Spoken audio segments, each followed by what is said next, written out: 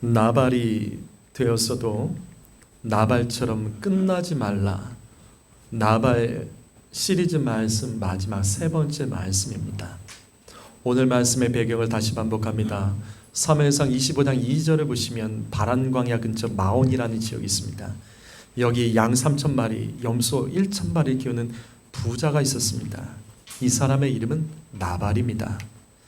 그런데 이어지는 3절을 보시면 이 나발은 히브리어로 멍청이, 어리석은 자라는 뜻입니다. 그래서 성경은 그를 완고하고 행실이 악했다라고 기록합니다. 하지만 신기한 것은 그의 아내 아비가일입니다. 아비가일은 아름답고 총명했습니다.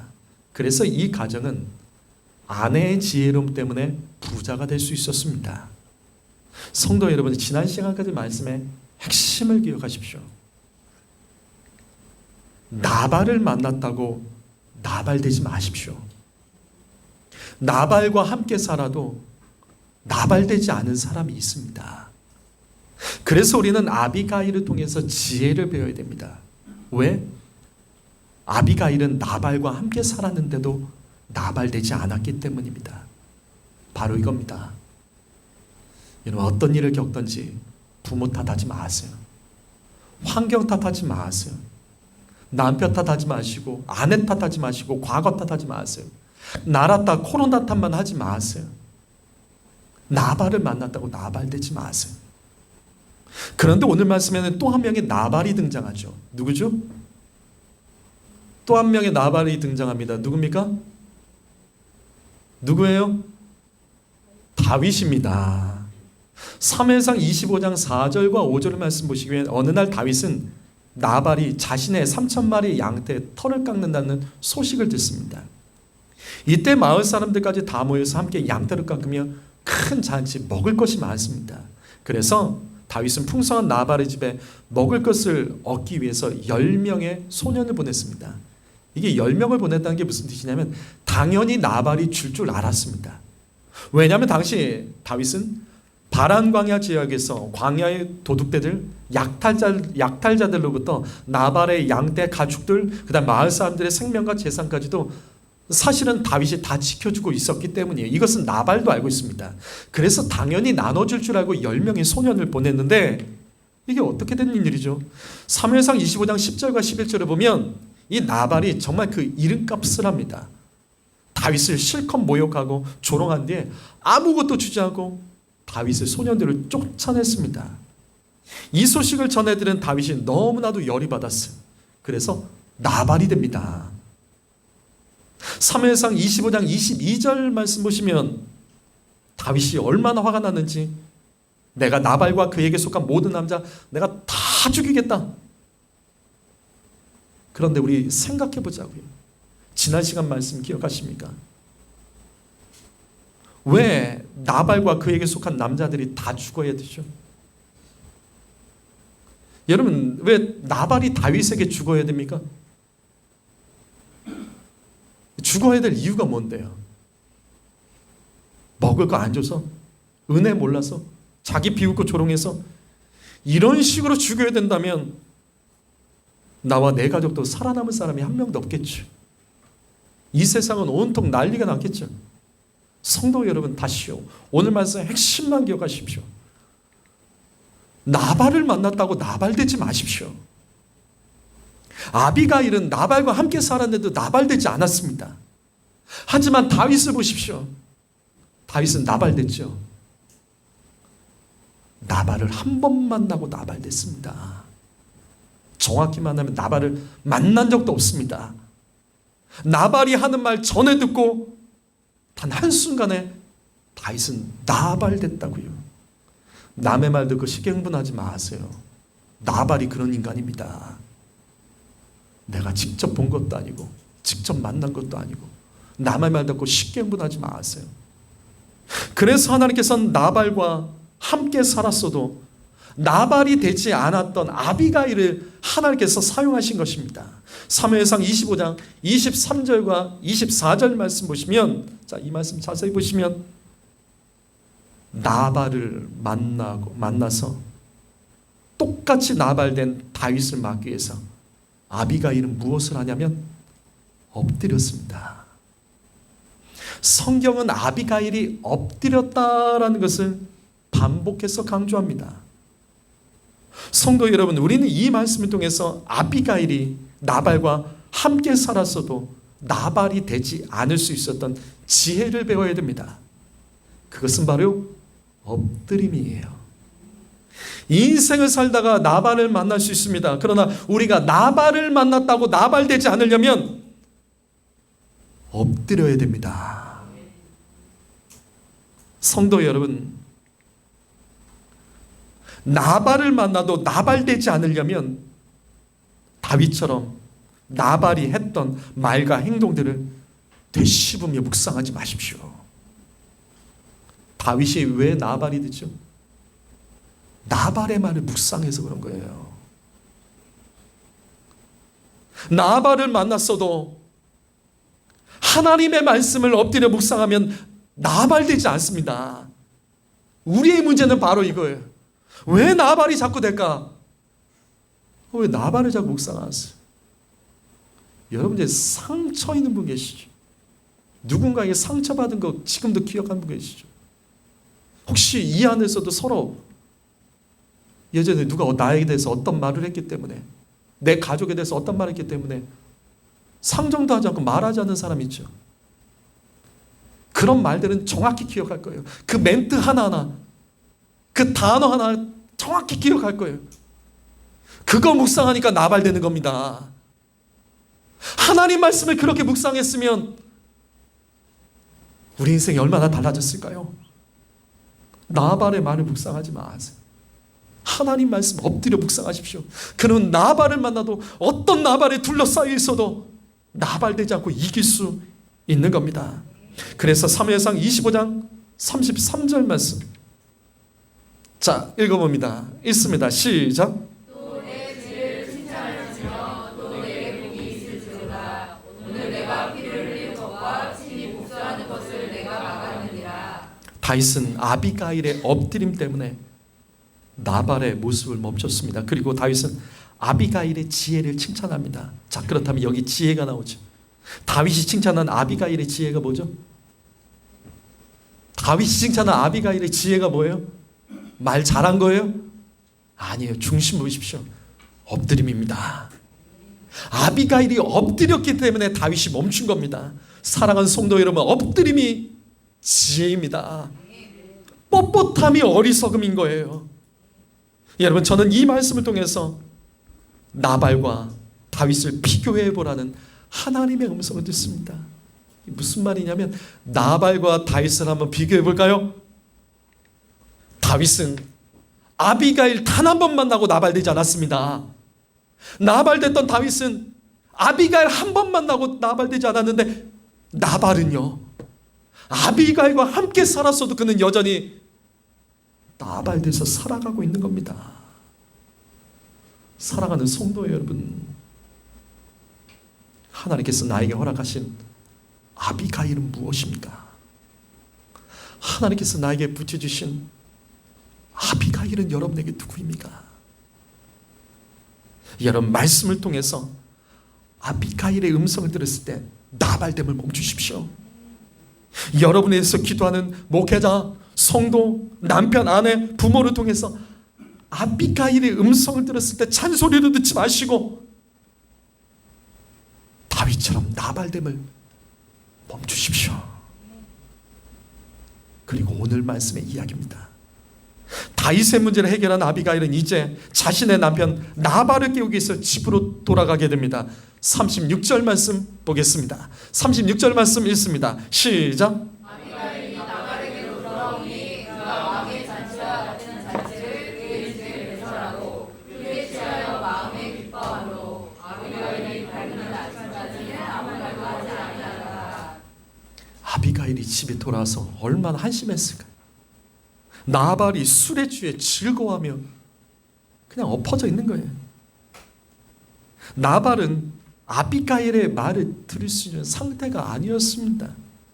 그래서 이어지는 37절과 38절 말씀 보시면 그 다음날 술이 깬 후에 아비가일은 나발에게 전날에 있었던 이야기를 합니다. 그러자 이 나발이 다윗의 이야기를 듣고 충격을 받습니다.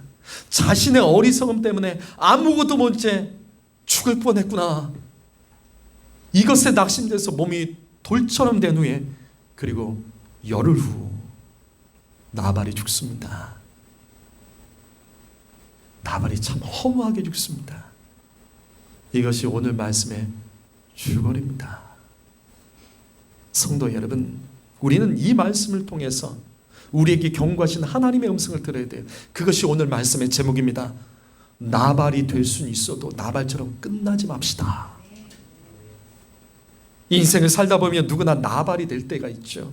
어리석을 때가 있죠. 후회될 때 있죠. 그때 이렇게 할 걸, 그때 이 말 하지 말 걸, 그때 이렇게 말할 걸, 그때 이렇게 행동하지 말 걸, 이렇게 할 걸. 인생은 누구나 나발과 같은 때가 있는 겁니다. 사람은 누구나 나발이 될 때가 있습니다. 노아도 그랬습니다. 아브람도 그랬습니다. 모세도 그랬습니다. 선지자도, 예수님의 제자들도, 바울도 나발처럼 어리석었을 때가 있었다고요. 그런데 이들의 공통점은 나발이 된 적은 있어도 나발처럼 끝나진 않았습니다. 성도 여러분, 우리 중에도 어떤 부분에서 나발같이 밀어난 사람이 있어요. 나발같이 밀어나고 어리석은 사람이 있습니다. 나발처럼 술 먹고 자기가 왕인 줄 착각하는 사람이 있습니다. 모든 세상이 나 중심으로 움직이는 것처럼 말하고 생각하는 사람이 있습니다. 나는 옳고 다른 사람은 별로 옳지 않다, 모른다라고 무시하는 사람이 있습니다. 우리 중에도 나발처럼 교만해서 아비가일을 만나도 계속해서 나발로 살아가는 사람이 있습니다.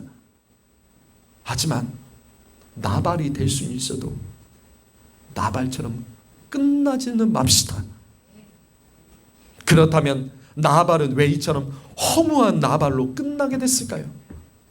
우리도 나발이 될 수는 있어도 나발처럼 끝나지 않으려면, 여러분, 우리가 나발이 될 수 있어도 나발처럼 끝나지 않으려면 우리는 인생에서 두 가지 질문을 계속해서 던져야 됩니다. 오늘 그것을 말씀을 통해서 하나님 우리에게 가르쳐 줍니다. 나발이 되어도 나발처럼 끝나지 않으려면 나 자신에게 던져야 될 두 가지 질문. 첫 번째로, 나는 영적인 경계심을 소유하고 있습니까? 여러분은 영적인 경계심을 소유하고 살아가고 있습니까? 나발과 모든 남자들이 죽을 수밖에 없던 상황에서 나발은 아무것도 몰랐죠. 자기가 죽는지도 몰랐다고요. 자기가 위험해진지도 몰랐어요. 그런데도 본인은 왕의 잔치를 벌려놓고 술에 취해 즐거워하고 있었습니다. 자기가 죽는지도 모르고요. 얼마나 한심한 모습입니까? 성도 여러분, 나와 내 가족 그리고 내 자녀들은 나발과 같이 영적 경계심 없이 살아가고 있지 않습니까? 여러분들 지금 예배 드리면서도 영적 경계심 없이 그냥 예배 드리고 있는 사람이 있지 않습니까? 그냥 말하면 말하는 것이고 설교하면 설교하나 보다.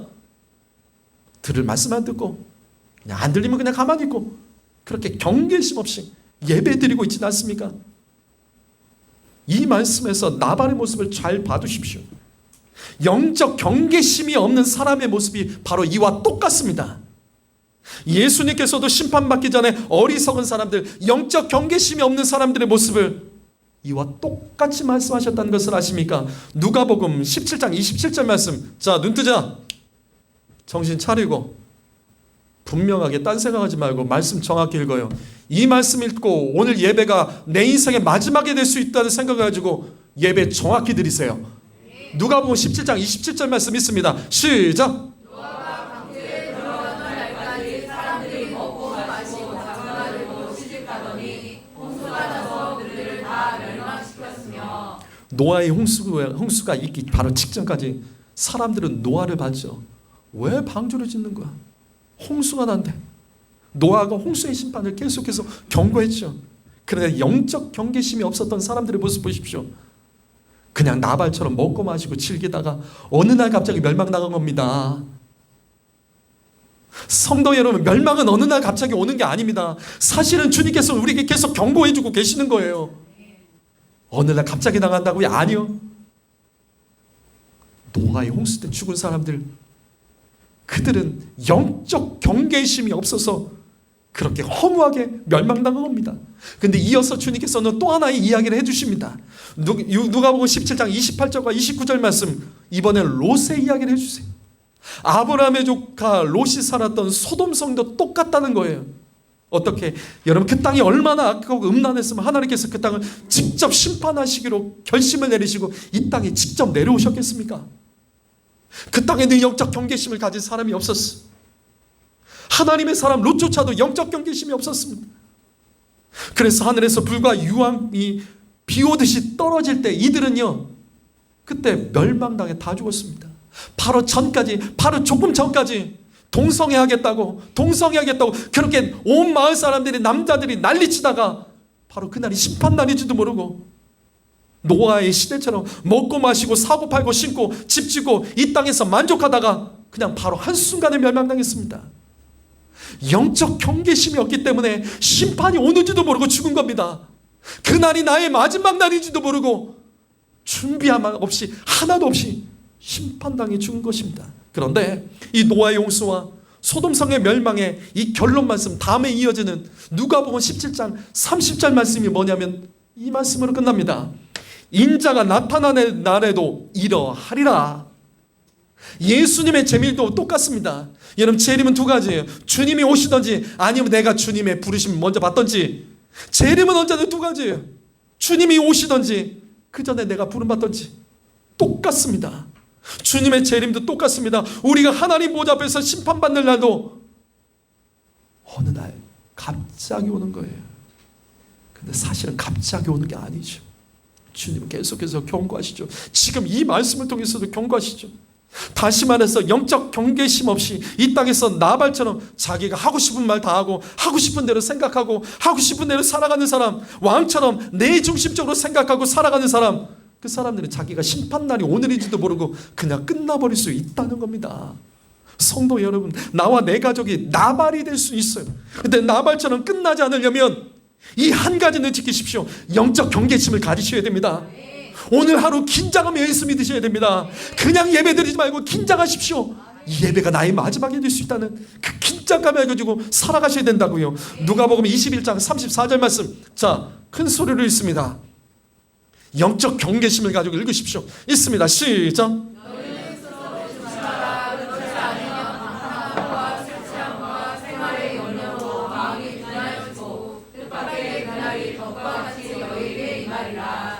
너희는 스스로 조심하라.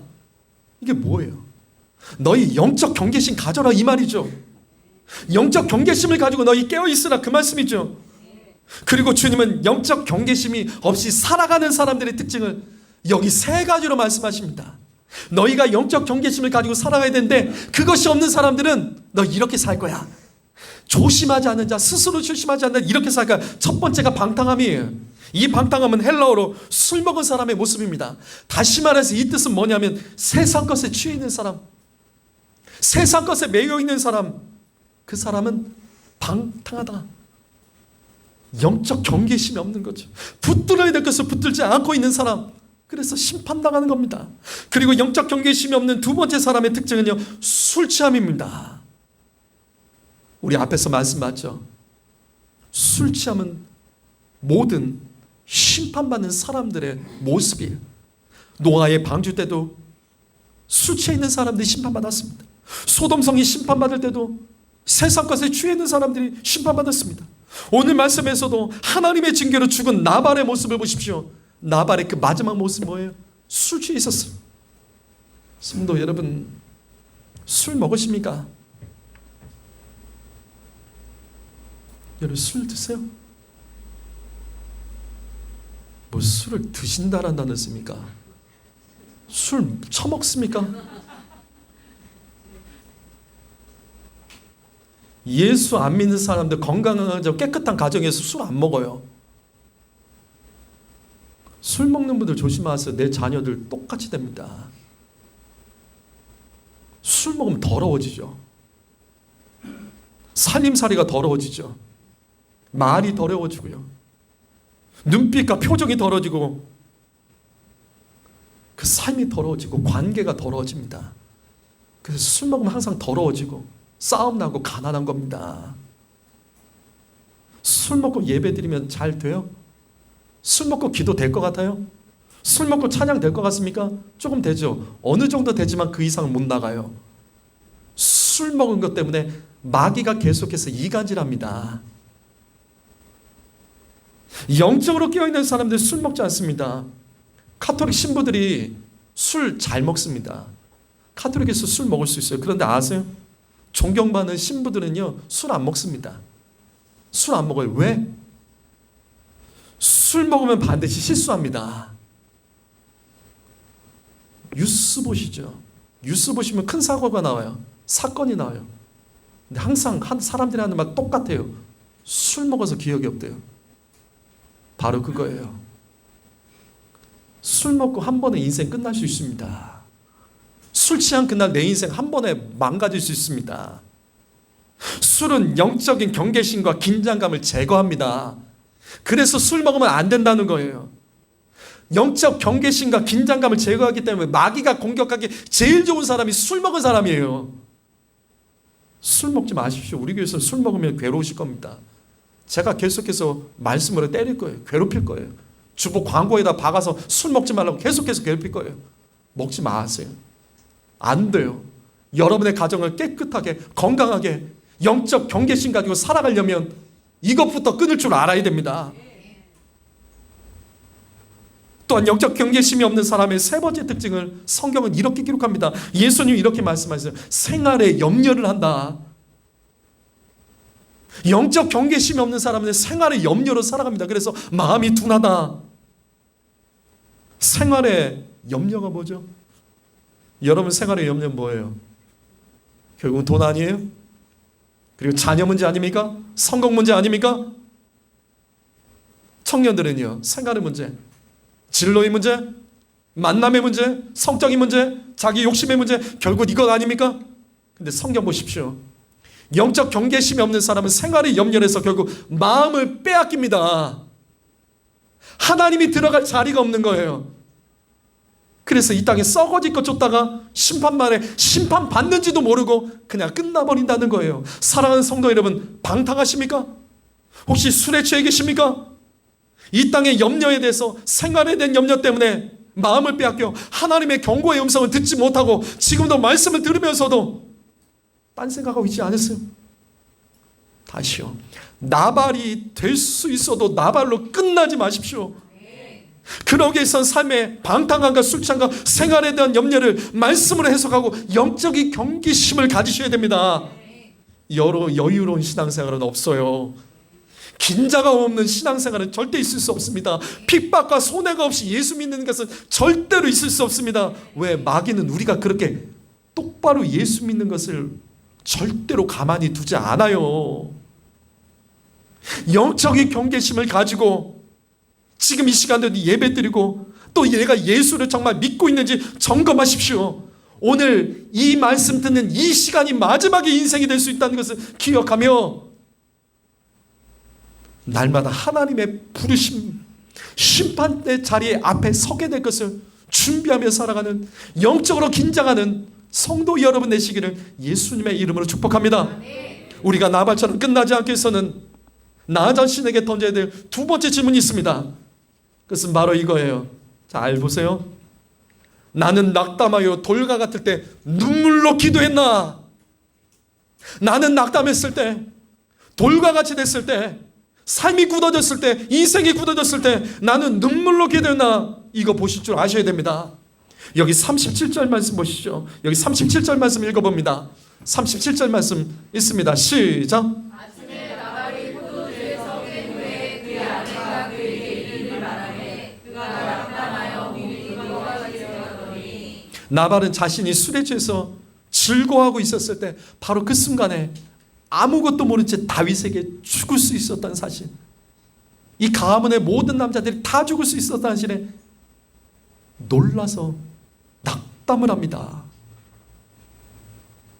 내가 다른 사람에게 그냥 던졌던 그 한마디 때문에 내가 죽을 수 있었구나. 이것 때문에 놀라서 몸이 돌같이 되어 일어서지 못했습니다. 성도 여러분, 성경책 보시죠. 여기 37절 보시게 되면 낙담이란 단어가 나오죠. 여기 숫자 써 있죠. 각주가 달려 있습니다. 낙담은 히브리어로 뭐라고 되죠? 마음이 죽었다 합니다. 이게 히브리어로는 합성어예요. 합성어. 마음하고 죽었다는 단어가 같이 되어 있는 겁니다. 나발은 다윗의 이야기를 듣고 낙담, 마음이 죽었습니다. 왜 마음이 죽었을까요? 왜 다윗의 이야기를 듣고 왜 살려는 의욕이 없이 완전히 죽고 몸이 돌같이 굳어버렸을까요? 왜 그랬죠? 문제 해결된 거 아닌가요? 잘 보세요. 아비가일 때문에 다윗이 나발을 용서했습니다. 그리고 그냥 돌아갔죠? 잘 기억하세요. 회개하면 다 끝날 것 같죠? 하나님 앞에 회개하면 다 끝날 것 같죠? 맞아요. 죄는 용서받습니다. 그러나 내가 회개하기 전까지 죄를 심어놨던 것에 대해서는 대가를 치러야 됩니다. 그래서 빨리 회개하는 것이 복입니다. 무슨 말이냐면, 자, 다윗은 용서했습니다. 다윗은 용서했습니다. 하지만 나발은 하나님께서 다윗과 임마누엘 하신다는 사실을 알았죠. 그래서 다윗은 자신을 용서했어도 하나님은 나의 어리석음에 대해서 공의로 심판하실 것에 대한 불안감 때문에 이 나발의 마음이 죽었어요. 그리고 실제로 이어지는 다음 38절의 말씀 보시면 나발은 열흘 후에 죽습니다. 성경은 이렇게 기록하죠. 하나님이 치셨다. 맞습니다. 하나님이 치셨습니다. 다윗은 용서했어도 하나님이 치셨다고요. 그래서 나발이 멍청한 거예요. 왜 나발이 멍청하죠? 왜 나발이 멍청한 거죠? 자신의 어리석음 때문에 하나님께 심판받을 것이 두려웠다면 이때라도 엎드려서 회개하며 하나님 붙들어야 되죠. 내 마음이 죽은 것 같고 너무나 놀랐고 몸이 빳빳하게 굳어져서 돌과 같을 때 이때로 하나님 앞에 엎드려서 살려달라고 외쳐야 되는데 안 하잖아요. 그래서 38절 다시 보십시오. 하나님께서 나발을 바로 죽이시나요? 아니죠. 열흘 후입니다. 열흘 후에 치십니다. 열흘 후에 데려가십니다. 왜 열흘 후죠?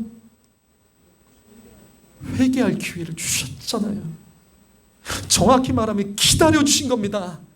나발이 하나님을 붙잡고 나발됨을 회개할 기회, 그 열흘을 주셨는데 이 멍청한 나발이 어떻게 하냐면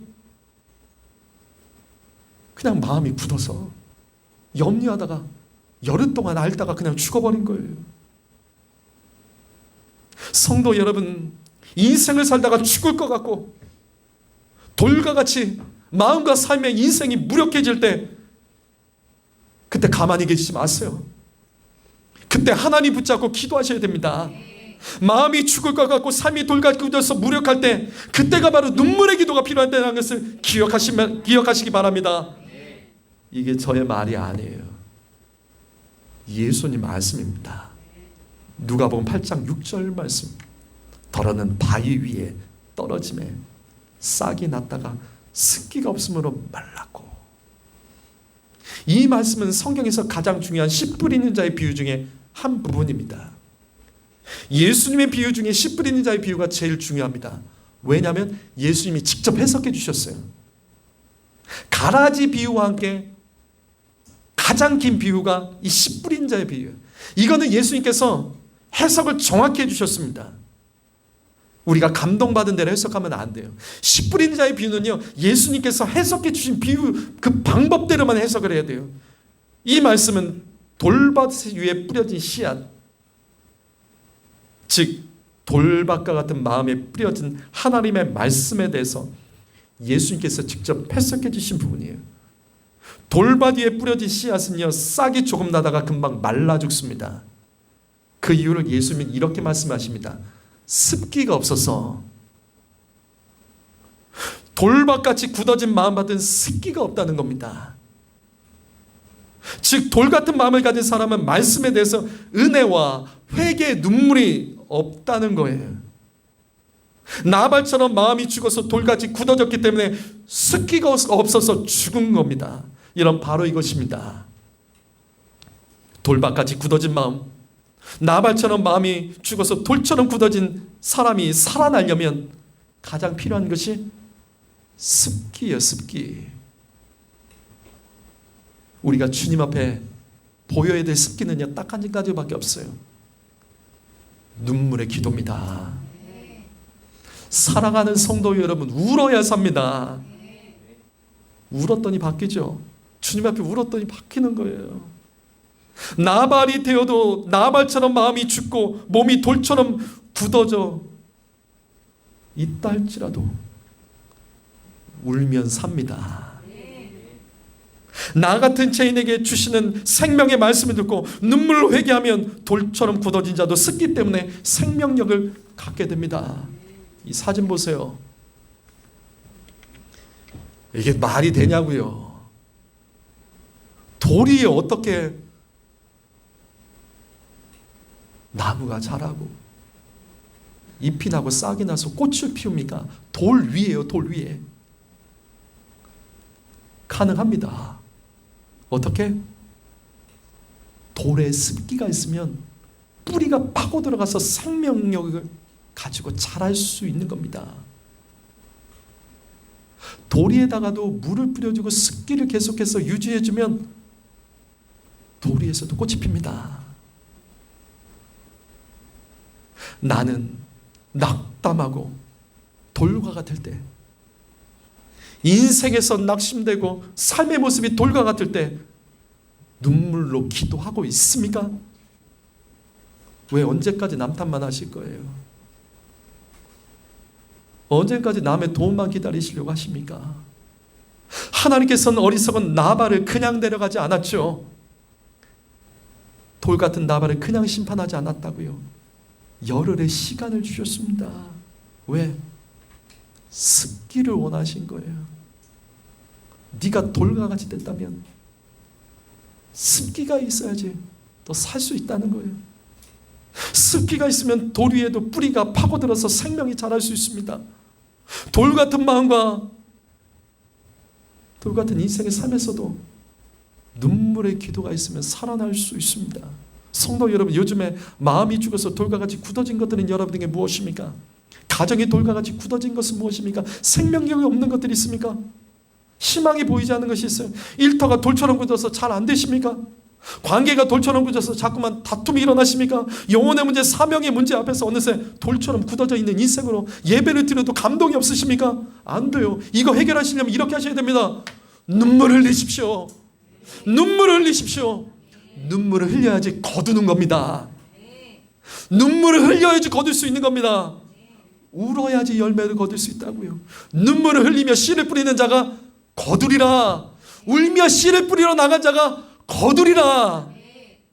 인생의 열매는 눈물로부터 나오는 겁니다. 시편 84편 6절 말씀 읽어볼까요? 있습니다. 이 말씀 있습니다. 시작.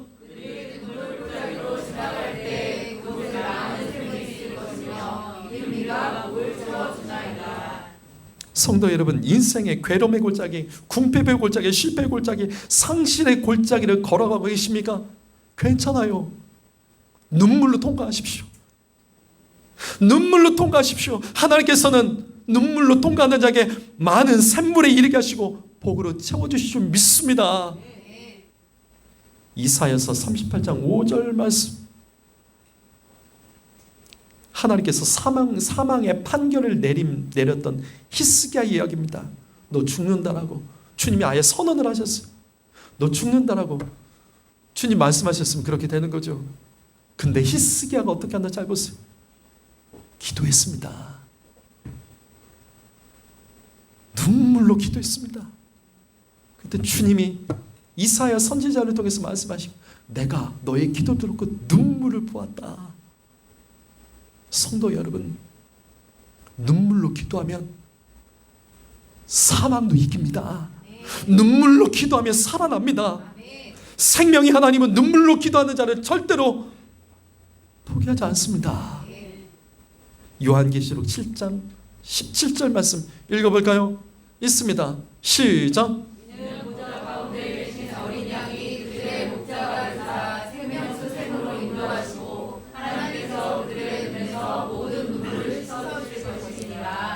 여러분, 이 말씀에서 무엇이 보십니까? 여러분, 이 말씀에서 무엇이 깨달아지십니까? 천국은 분명히 하나님께서 눈물을 씻어주시는 것이라고 기록되어 있죠. 무슨 뜻이에요? 잘 기억하세요. 눈물을 흘릴 줄 아는 자가 천국 가는 겁니다. 이 땅을 살면서 눈물로써 삶의 골짜기와 사명을 감당하고 예배하고 주님 앞에 엎드리는 자가 결국 천국 가서 주님께서 그 눈물을 다 닦아주시는 거예요. 사랑하는 성도들, 여러분은 최근에 언제 눈물로 기도해 보셨습니까? 언제 눈물로 기도해 보셨어요? 왜 이렇게 인색하시죠? 억울해서 울면서, 드라마 보고 울면서, 영화 보고 울면서, 또 애들은 또 음악 들으면서 감동받았다 울면서, 언제 눈물로 기도해 보셨냐고요? 눈물이 메마른 분 계십니까? 안 됩니다. 돌과 같은 인생도, 돌과 같은 마음도 눈물 흘리면, 습기가 있으면 생명이 살아날 수 있고 결국 그 영혼이 구원받을 수 있습니다. 전 성도들을 알죠. 누가 눈물로 기도하는지 알죠. 눈물로 기도할 때 그분들 정말로 삶의 모습이, 표정이, 삶이 바뀌더라고요. 변화된 게 없는데, 외적으로 변화된 게 없는데 그 사람이 변화되더라고요. 그러니까 결국 나아지더라고요. 눈물의 기도를 회복하십시오. 아버지 여러분, 아버지가 울면 하나님께서 어떻게 그 가정을 버리시겠습니까? 아버지가 울어야 되는 거예요. 아버지가 울어야 되는 거예요. 아내의 눈물 빨아먹지 마세요. 아버지가 울면 그 가정은 세상이 감당할 수 없는 믿음의 가정이 될 수 있습니다. 오늘 내가 나발처럼 갑자기 끝난 것은 아니지. 영적인 경계심을 가지고, 최고의 영적인 경계심은 눈물의 기도입니다. 기도하겠습니다.